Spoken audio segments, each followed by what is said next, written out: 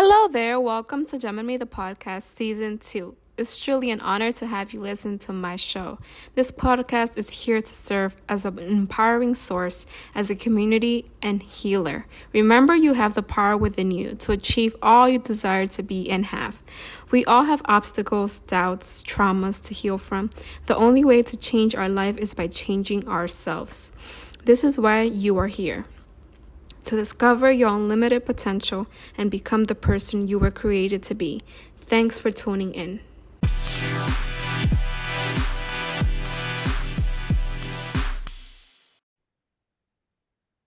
Hello, everyone. Thank you so much for being here. Geminme here. Today we have a special guest, a friend, a realtor, an entrepreneur, Latino, right? A boss.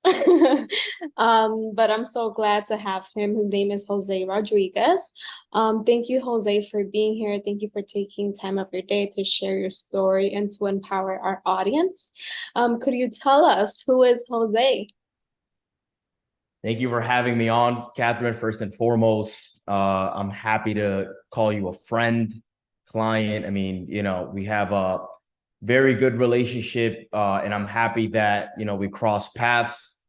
And I'm happy that we're here now, right? A couple years later down the line, it's amazing to see you, hosting your own show and doing your thing. So, that's cool. My name's Jose Rodriguez. I am a real estate agent, a real estate investor. Started doing that about 5 years ago. Also, I like to box. I've been boxing for 3 years now, and I'm looking forward to potentially getting my first fight soon. And yeah, I mean, came from nothing, was born in the Dominican Republic, came out here when I was 7 years old. And I'm super grateful for my father, who has always had a backbone, worked very hard for his family, and did whatever he could to provide us the opportunity to come here to this country and be able to thrive and make the best out of it. So shout out to him. Shout out to, obviously my mother also as well for taking care of me throughout those years as well. And yeah, I'm happy to be here, and let's get started. Sounds good. Thank you for that. It's always nice to see, the stories of people who come and migrate here and then they like change their lives, right? They take the opportunity and really, take advantage of it and like turn it around. So it's beautiful to see how you have done that. Thank you for sharing that.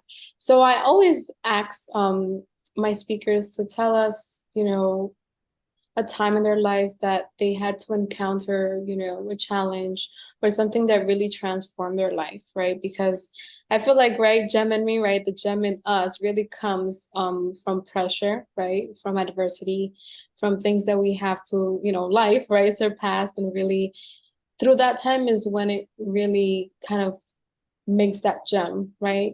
The pressure and the transformation really happens. So I would like for you to kind of open up and share a little bit of that to see like what things you had to overcome to get to where you are. Yeah, absolutely. And that's an amazing question. I would say that everybody has some kind of skeletons in their closet, right? Nobody's perfect, and we all have to be able to face the adversity and face the things that are in front of us so that we can overcome them and potentially become the best version of ourselves. For me, I remember when I was 17, right? I wasn't around the right people, grew up not in the best neighborhood. Again, came from a very humble background. So it is what it is. You're in a specific environment, and I was raised very good by my parents. However, sometimes the influence of the street, sometimes the influence of just being out and growing up in certain neighborhoods can get to you, right? It could be the angel on one shoulder and the devil on the other, right? And I would say that at that point in my life, I wasn't really aware of where I wanted to go. I understood that I was going to be successful. I understood that I was going to make it somehow, but something kind of seemed off, right? Something wasn't adding up. There was an equation that wasn't giving me the proper answer. And I started to look around, and I started to look at the environment that I was in. And it's not so much that the people were bad. It was just that I was surrounded by other people that were also in the streets, doing this, doing that, hustling, just being around that influence, right? And I myself started hustling and started dealing and started just doing this, doing that. And I started to notice that my life started to become more difficult when I was doing that, right? And the reason why I would say that is because I started to become more paranoid. I started to have more intrusive thoughts that I was able to see if I kept going down this path, that it was only going to result with two outcomes, either dead or in jail. Those are the only two outcomes that come from that life.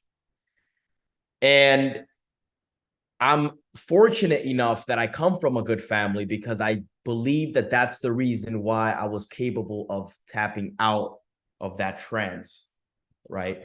Because I believe that we're all in a specific trance, and sometimes we have to understand what we're experiencing in our lives and what trance we are living, right? What rhythm we are following as we walk through this journey of life.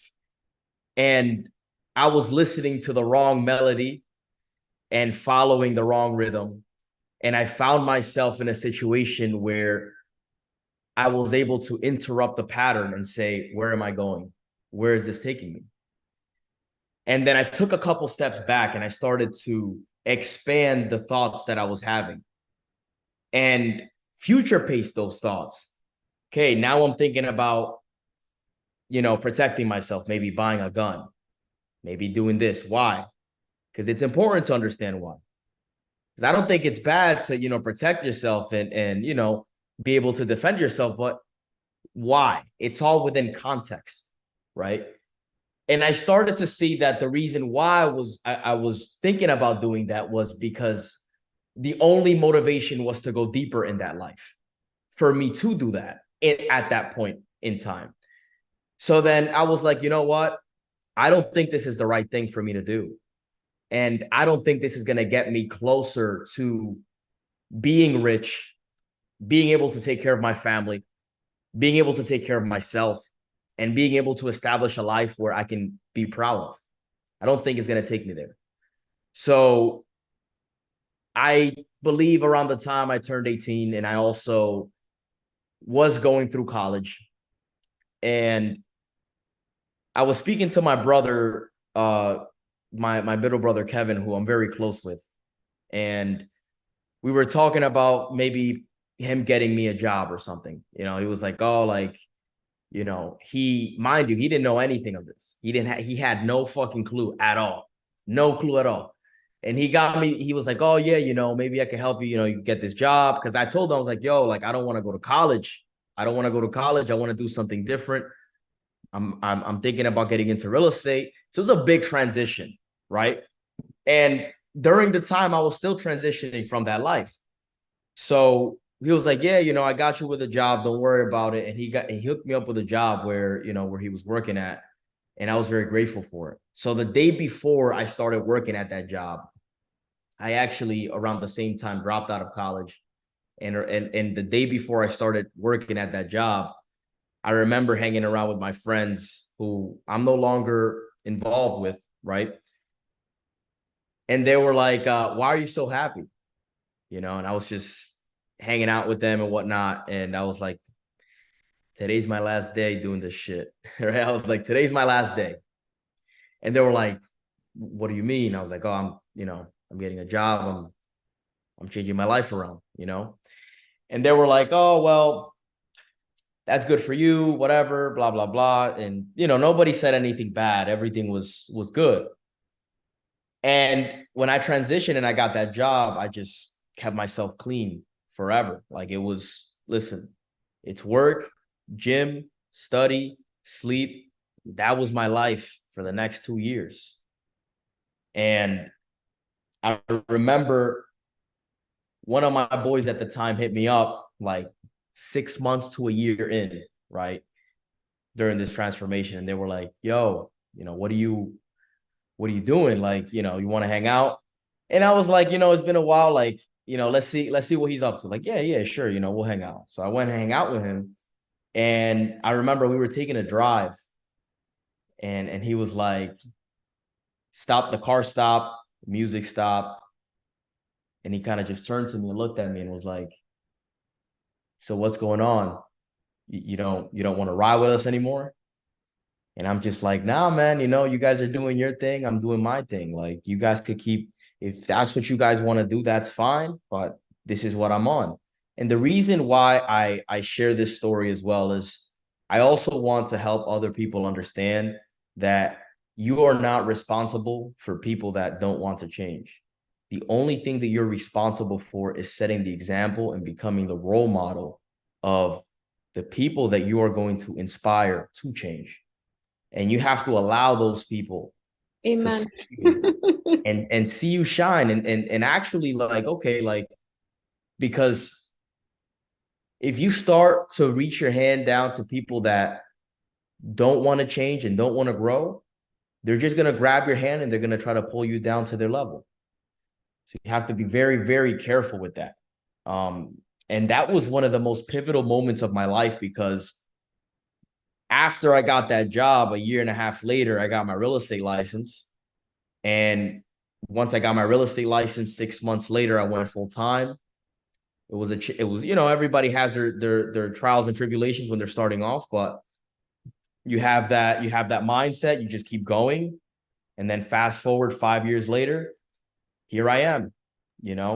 I own real estate. I'm a developer. My brother and I, we own around $10 million worth of real estate. And I have my own real estate team now. I have 2 agents working under me. And I have my own personal men's group that I teach other men on how to become the best version of themselves with their health, relationships, and wealth, and getting around the right people. So you got to do your best to give back, of course. And I'm at that point where I'm going to still grow, but I'm also going to help as many people as I can on the way. So it's my story. Mic drop.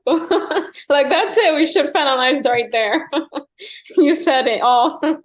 That was amazing. Thank you for sharing that. And I know it's, hard and difficult, and to be vulnerable and really, like you said, show your skeletons of your past and the person that you were. But thanks to that past, you're here where you are now. So that's amazing. Thank you for sharing that.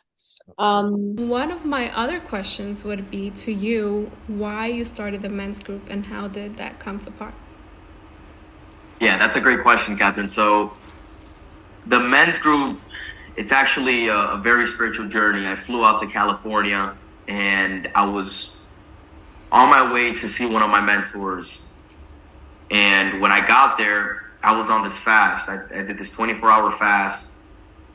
And I already had something on my mind where I wanted to get around more like-minded individuals, right? I wanted to get around more people that were like me. And I knew that I wanted to be the example of that, right? So then when I went to California, I did this fast and I met up with my mentor, and we did this deep meditation. And he told me, he was like, man, like, I don't know what it is, but I feel like you're a very strong warrior, and you're meant to lead people. Right? And I was like, thank you. What makes you say that? And he's like, oh, well, I just feel it, man. Like, very strong. You have a very strong soul. You're courageous, you're brave, and you have a lot of values that a leader has. And I think that you're going to be a very influential person.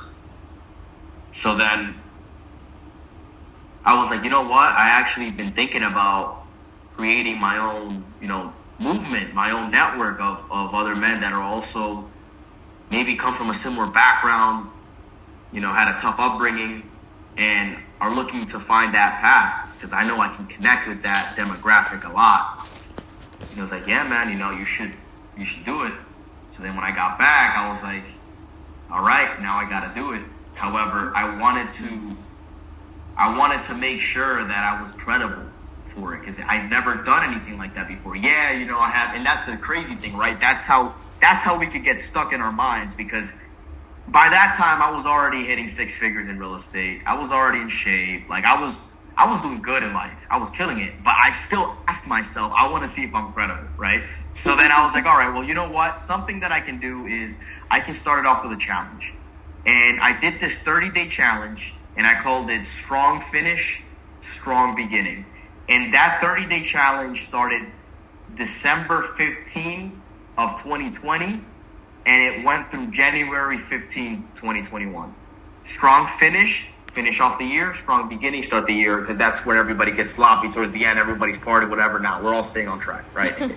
So the challenge consisted of some routines that I still practice to this day. Some of them are like waking up before the sun, waking up at 5, going to the gym, meditating, journaling, and a couple of other things that I did, right? So I put everybody on this challenge, on this program, and I wanted to see how that would influence them. And then I had a couple of other things that I introduced to the challenge.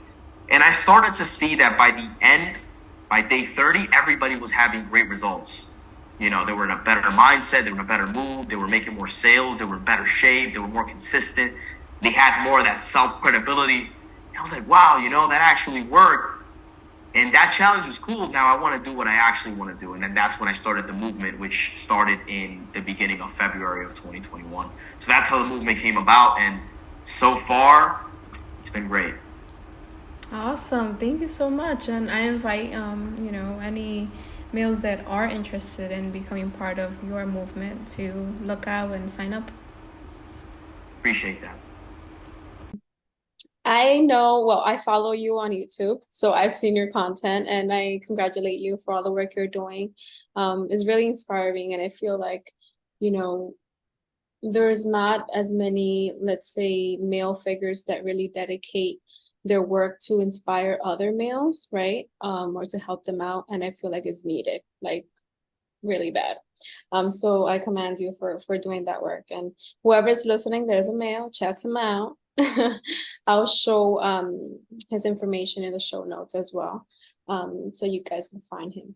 But I really wanted to pick your brain about the different values and beliefs you had to create or shift, right? From, let's say, our cultures, right? Our mindset from before, and like how that had to change to a whole totally different person now to be able to sustain the lifestyle you're living, right? So tell me, show me how that looks like a little bit. Yeah, so that's a great question. And my lifestyle changed dramatically because of the first thing that I'll say is habits. Habits are key. You know, you have to be able to develop the proper habits because the reason why you're in the position that you're in today and you have all the things that you have today are because of your habits. It's because who you've been, right? I've heard it from, I think his name is Dr. Joe Dispenza. He mentioned something about your personal reality is created by your personality, you Mm, know?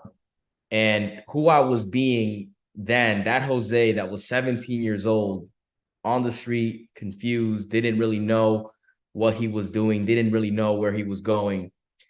My personality at the time, I could say that I was probably more arrogant. I probably had an undeserved ego, and I was doing things maybe because of the perception that I wanted to create at the time based on possibly the music that I was listening to, the people that I was hanging around, and all of these things influence you, right? So the next thing that I'll say aside from habits is once you start to develop the proper habits, you're going to continue to influence your subconscious mind to create a different reality.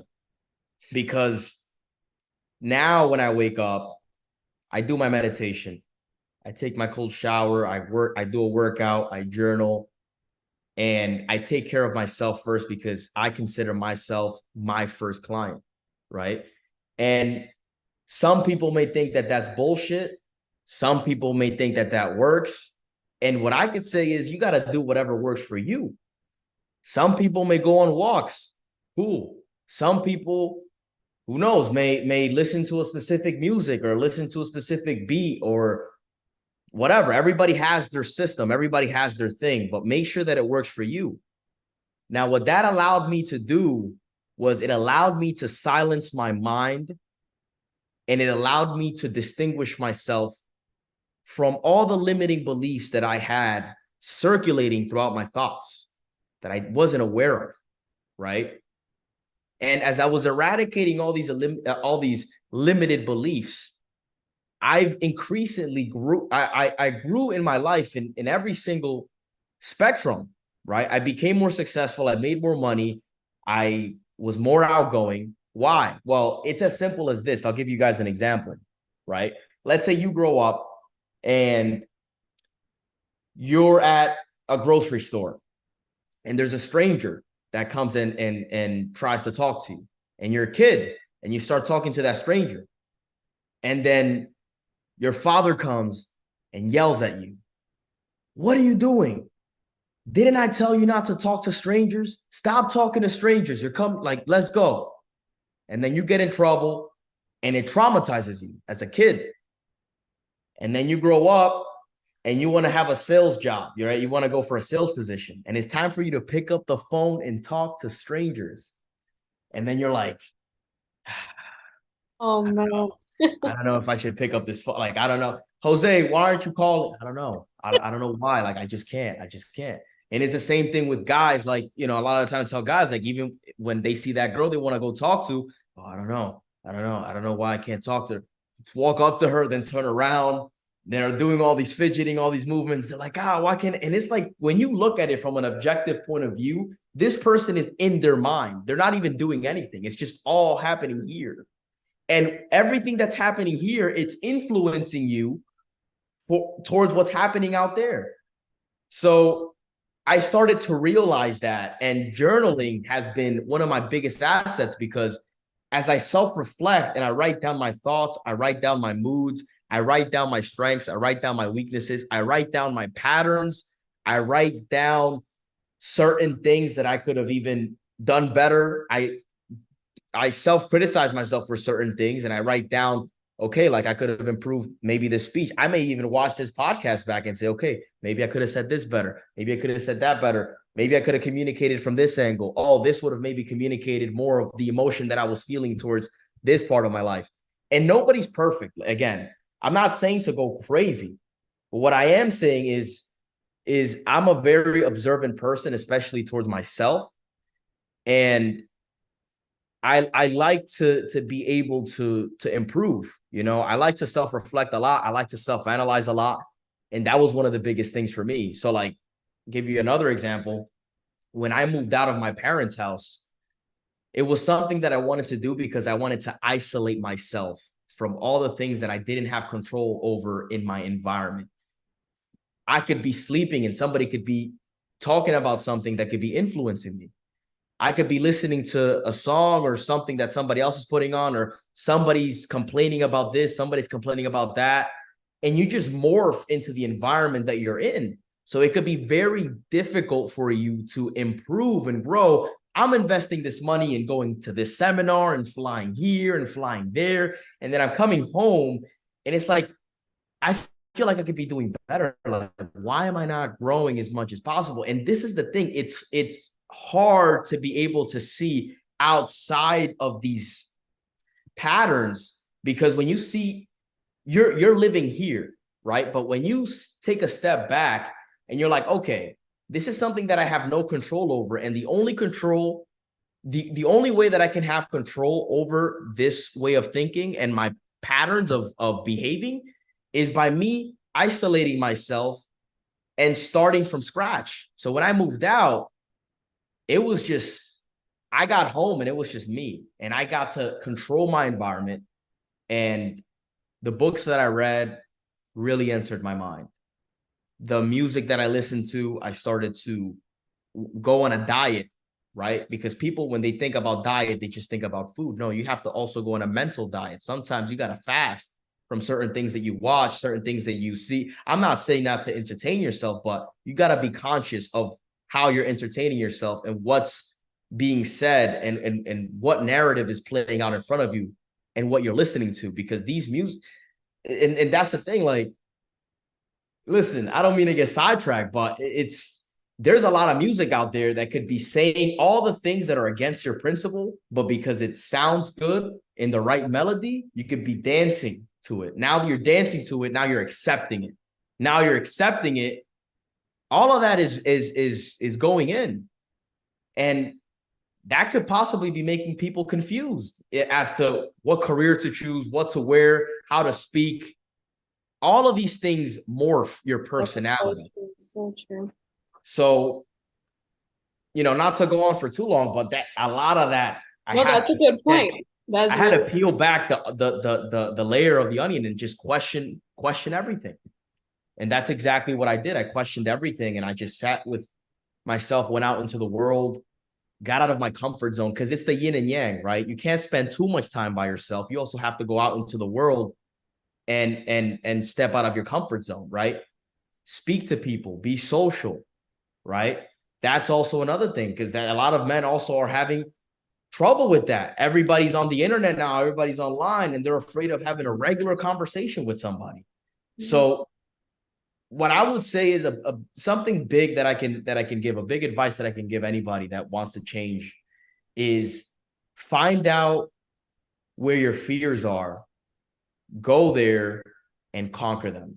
Whatever your fears are, whatever it is that you feel that feeling internally where you're either nervous or you get the butterflies. Like, even for me as a fighter, right? Because I'm a boxer, when I step into that ring and there's this other fighter that I'm going to be boxing that I've never seen before, never boxed before, it's nervous. Everybody is a little bit afraid when they get in the ring.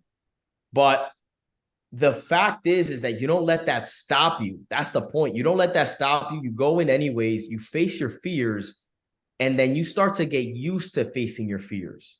And you start to become comfortable with that, right? And it's not just a concept when you're applying it, because you can find some version of what I'm saying somewhere in the internet, right? But it's not just a concept. When you apply it and you internalize it, it becomes a part of you. And now when you're faced with that other adversity, you're going to experience a similar feeling, because feelings don't feel very different. We can only experience a range of feelings. And for me, where I found the most amount of growth is going towards that feeling that makes me feel a little bit uncomfortable, conquering it, and then being at the top of the mountain and say, okay, I no longer feel this way because I faced my fears. And it could be fearful for that kid, for Jose at 17, to get out of that environment, because he may be thinking, oh, like, that girl that I'm talking to that likes guys that are into this life, what is she going to think about a man like me that is now turning his life around? And is she going to think that I'm some softy? Is she going to think that I'm some, or what about my boys? Are they going to think that I changed, that I'm soft now, or that whatever triggers you? Everybody can have a complete different internal dialogue, but you have to find out what that is and you have to change it. That's beautiful. Thank you. That's actually one of the questions I was going to ask you, like, what advice you would give your younger self. So you already did that. You're ahead of me already. Thank you for that. I know, like, one of your last videos talked about standards, and I feel like I wanted to pick your brain about that. You touched on it a little, but like, what impact does standards have in your life right now? It's a dramatic difference, right? It's a dramatic difference. And we all have to have standards, and we all have to have boundaries, right? Something that I like to say a lot is, what you communicate to the world is going to attract something, and it's also going to repel something simultaneously. And I feel like people these days, they're not okay with the repelling. They want to just attract and not make anybody upset. They try to appease everybody. And you're not going to be able to live a happy and fulfilled life, because you're never going to be your authentic self. You're going to be doing this thing for this person and this thing for this other person. Meanwhile, you don't really vibe with this person, but you're just trying to, save face or whatever. And I just don't agree with that. So there was actually a pivotal moment of mine when I want to say it wasn't too long ago. It was like maybe 3 years ago. There was a year or 2 years that I spent on just completely just expressing myself, regardless of how anybody would perceive me. I didn't care. I was just putting myself out there. I said whatever was on my mind. And I don't recommend everybody to do this, but I was just saying, I was doing my best to just prove a point to myself. What I will say is now that I'm a little bit older, I will say that you have to understand all the variables, because when you're saying something, you have to understand that there's going to be a lot of people that are going to be listening to your message. And for me, there was that moment in my life where I was just saying what I was about. I was like, listen, this is me. If you don't like it, I don't even want to talk to you. But then it comes down to that point, for example, where maybe somebody wants to sell their house, but they don't have maybe some beliefs that I have, right? And it could be household beliefs, right? Like how I want to run my relationship, or how I want to be, how I want to run the family, right? Or how I want to be in the family. They may have different beliefs as how they are with their family. And I'm there to sell their house. So I'm not there to tell them or teach them on family values or traditions or anything like that. I'm here to help them sell their house. So being able to distinguish the two is something that I was capable of doing down the line. But to keep everything in one piece, I would say that there was that time in my life where I was just saying, like, this is what I'm about. I don't care if you don't like it. You could either stay or you could either leave. And I'm still relatively to that point, but I'm a little bit more empathetic to the people that don't yet understand, right? Like maybe they're not there yet. Maybe they haven't had the experiences that I've had. Maybe they come from a different background. Maybe they're doing their best to get to the same conclusion that I'm getting to. However, their experiences molded them a little bit differently, and that's okay. However, I'm going to judge my life and my reality based on what I've been through, based on my experiences, based on what I learned. And I'm okay and I'm open to having an intellectual conversation with somebody else, right, that has an opposing viewpoint. However, what I'm not going to do is get emotional, get nasty with somebody that is maybe has a different perspective. Because if we can't communicate from a perspective where it's ultimately going to be constructive, I don't want to talk to you at all. So I'm very, on my standards. Like, that's my standard. This is what I'm about. These are my beliefs. Cool. However, I would definitely be open to having a conversation with somebody that believes differently, as long as we're not personally attacking each other and it's an intellectual conversation where we both get to learn and possibly improve our own systems, right? So I love that. I really do. I feel like, everyone is passionate about their own beliefs, right? But being able to have a healthy conversation, right, with others who have different beliefs and respecting that, like that's something that not everybody's able to do. And it's important, right? Because that's how people learn, right? People have different beliefs maybe because they don't have all the bigger picture, right? They don't know the other side of the story, and you can probably genuinely encourage the better side. So I feel like that's very strong, especially when you're trying to empower other people, and the work that you're doing is very difficult, right? Because people have already their own mindset, and trying to change, a lot of people don't want to change, right? They don't want to change what they're doing. That's hard. That's hard. That's difficult. Your feelings is like healing, for example, right? Healing your traumas, healing your relationships. Like you said, people want to attract relationships, but you don't want to let go of relationships. That's hard.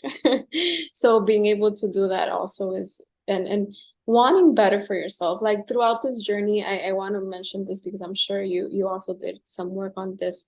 In order to move forward and succeed and really meet your goals, you have to have a sense of self-worth, right? To heal, to believe, right, that you are worth you know, this conversation. You're worth the relationships you have. You're worth to be a realtor and to have all these properties, right? And so that kind of segues into my next question, that is, how have you been able to transition or transform really your mindset towards money, towards wealth? Like, how did that look like? Because I feel like, especially in our Hispanic communities, wealth and money are like, is a topic that is rarely like, oh, you know, I want it, but how can I get it? Or like, you know, people have Yeah. to do bad things to get it. Like, what is your 2 cents about that?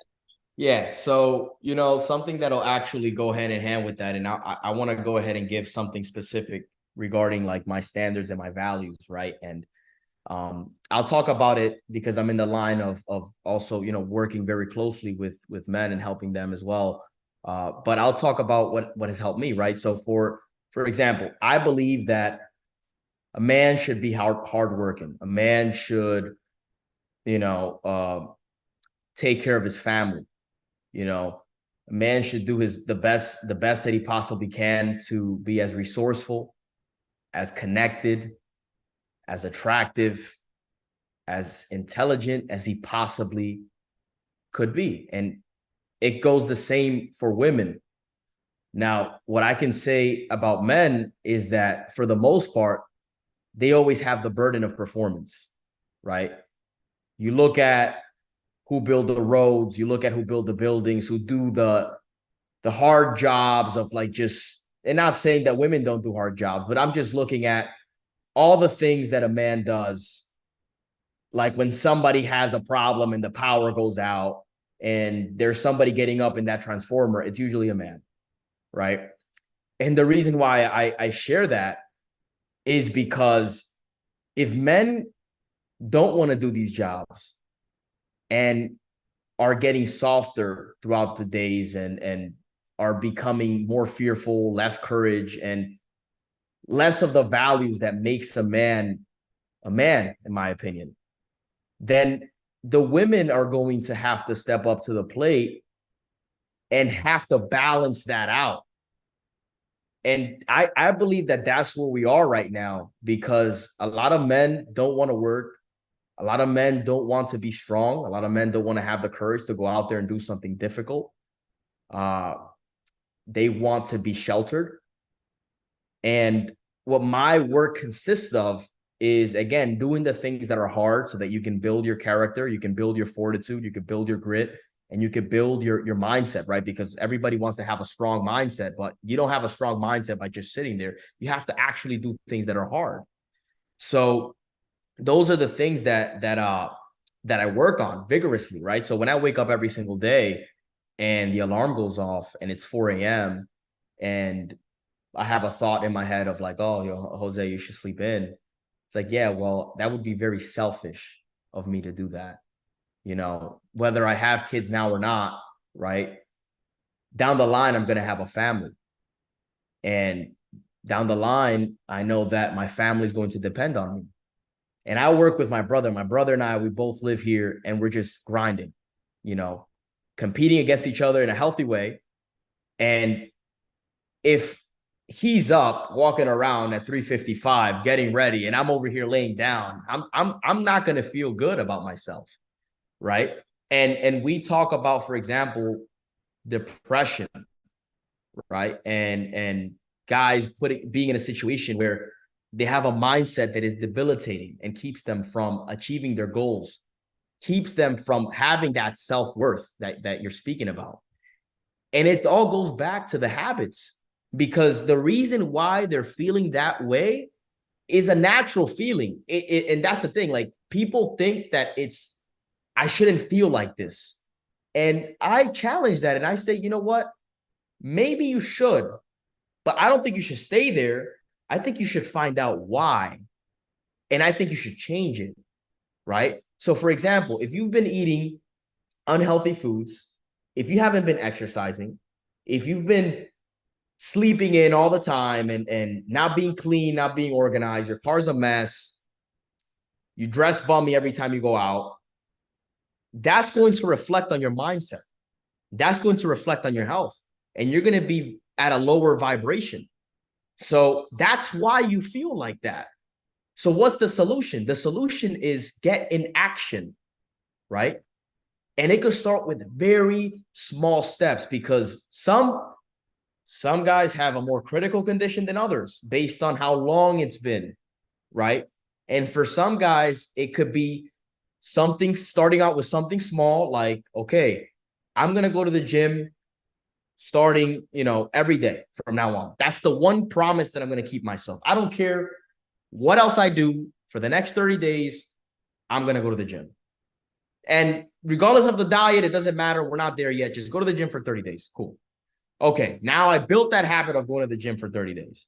Okay. Now these next 30 days, I'm only going to eat 2,500 calories for these next 30 days. And I'm still going to go to the gym every day. Okay, cool. So I'm going to the gym every day, and now I'm only eating 2,500 calories. Okay, great. Now after those 30 days, I start to see a difference in my physiology, because now I've been going to the gym every day for 60 days, and I've been on this diet for 30 days. And now I'm starting to feel a little bit better, not just because of the things that I'm doing, but because I was capable of keeping my word to myself. And because I was capable of keeping my word to myself, I now trust myself to say, you know what? I'm going to go and get my real estate license, and believe it, and believe that I could do it. Why? Because I was able to go to the gym for 30 days, because I was able to stay on this diet for another 30 days. So that you have to start constructing that credibility with yourself first.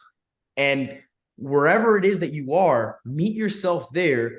Because a lot of the times when guys get too far on this side, where they're just depressed and they feel upset and they feel sad and they feel like a loser and they feel like nobody loves them and all these different things, is because they've been putting something off and they've been lying to themselves for way too long. The New Year's come, I'm going to do this, I'm going to do that, and nothing changes, right?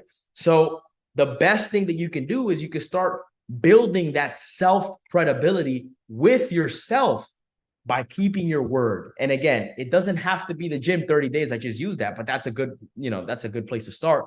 It could be as little as journaling for 30 days, right? Meditating for 30 days, going on a walk for 30 days without your phone for 45 minutes outside. It could be anything, but if you commit to it and you do it, man, that's going to change your life, because now you're going to start to believe in yourself a lot more. That's beautiful. Thank you. I'm taking notes. All right. So this has been so impactful, and I'm so grateful that we've had this conversation. Something that I wanted you to share with us is what resources, like I know you mentioned books earlier, and I wanted to ask you about that. Like, what books or resources have you used to kind of keep you on track, developing and growing? Yeah, there's a lot of books. It's a lot of books. A couple. Okay, I'll give you guys a couple. About mindset. What's that David Goggins book? I'm going to find it right now. Can't Hurt Me. That's what it's called. Can't Hurt Me, David Goggins. Read that book. That's going to help you with your mindset. A book that's going to help you with relationships is How to Win Friends and Influence People by Dale Carnegie. That book is going to help you with relationships. I'll give you guys another book that'll help you with relationships as well, is Crucial Conversations. That's going to help you manage conversations that could be heated, whether it's with your partner, whether it's with your boss. That book is going to help you out a lot. And then in regards to wealth, I mean, everybody knows Rich Dad, Poor Dad. That's kind of what, started it all for me, Rich Dad, Poor Dad. And yeah, I mean, besides that, I mean, for wealth, I've actually just sought out just my mentors, the guys that were in the business doing it, and just learn from them. But that would be a book that you can read. And obviously the relationship books and the mindset books are going to just help you with everything as well. So yeah. That's beautiful. Thank you. I wanted to ask you a last question. Would that be?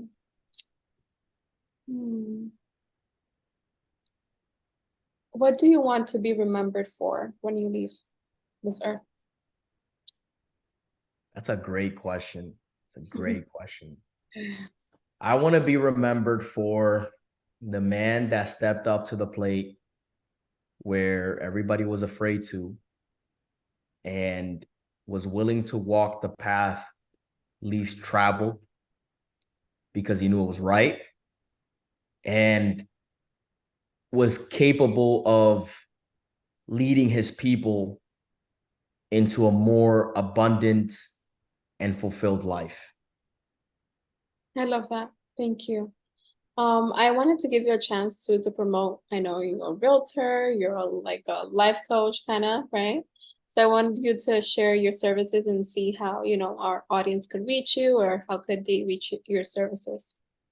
Yeah, of course. Thank you for that, Catherine. So my Instagram is jrod_845. If you ever want to reach out to me, if you have any questions about anything, hit me up on the Instagram. And I also have a YouTube channel you can find on my bio. I believe I have the link on my IG as well. And then if you're looking to learn more about what it is that I do, I have a private network called the Built from Pain Network. The reason behind the name Built from Pain is because, again, of what I just talked about. I believe that you have to be able to do the hard stuff and you have to go through the pain and struggle to be able to kill that old version of yourself that no longer is here to serve you, so that you can now manifest that higher version of yourself and be able to mold yourself into the person that you want to be. So reach out to me on Instagram, jrod_845. There's also a couple of other free products that I have, just for anybody that would find it beneficial. And any way that I can help, hit me up. Awesome. Thank you so much, Jose, for being here. Thank you all for listening and have an amazing evening. Thank you, Catherine.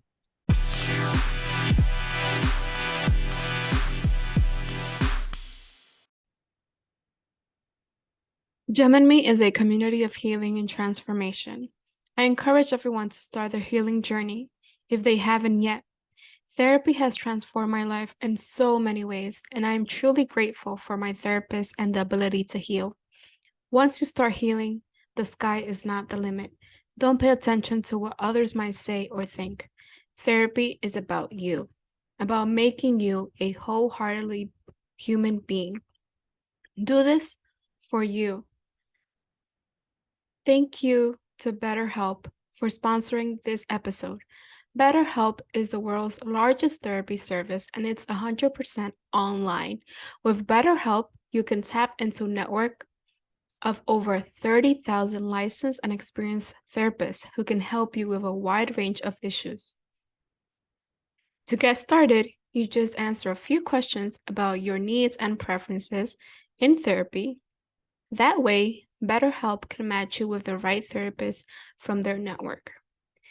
Then you can talk to your therapist however you feel comfortable, whether it is through text, chat, phone, or video call. You can message your therapist at any time and schedule live sessions when it's convenient to you. If your therapist isn't the right fit for any reason, you can switch to a new therapist at no additional cost. With BetterHelp, you can get the same professionalism and quality you expect in in-office therapy, but with a therapist who is custom-picked for you. More scheduling and flexibility, and at a more affordable price. Get 10% off your first month at betterhelp.com/GeminmeEmpowers. That is BetterHelp, HELP.com/GeminmeEmpowers. I would also share the link on the show notes. Get healed, get right. Thank you. Remember to subscribe, share, and review our show. We love to learn your feedback and know how this information has impacted your life and how we can improve in the future.